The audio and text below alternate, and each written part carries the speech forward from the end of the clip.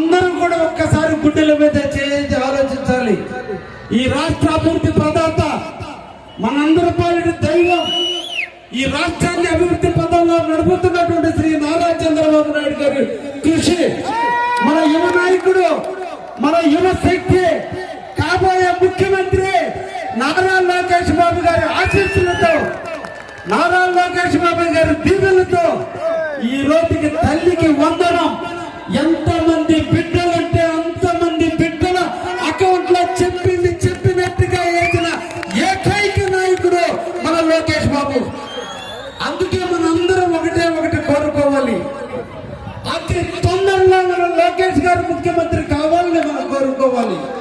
ఈ రోజు మంత్రిగా ఉంటేనే తల్లికి వందనం చేస్తే, రేపు ఆయన ముఖ్యమంత్రి అయినాడు ఈ రాష్ట్రానికి వందనం చేస్తాడు. అటువంటి నాయకుడు ముఖ్యమంత్రి కావాలని తల్లి కొడుకు ఇద్దరు కూడా, మనం నిద్రపోయే టైంలో కూడా మన అభివృద్ధి కోసం ఇద్దరు కష్టపడుతున్నారు. వాళ్ళిద్దరు ఎప్పుడు కూడా ఆయురారోగ్యాలతో ఉండాలని, ఎప్పుడు మన మీద వాళ్ళ చల్లని చూపు ఈ రాష్ట్రం మీద ఉండాలని మనందరం కూడా మనసారా కోరాలి.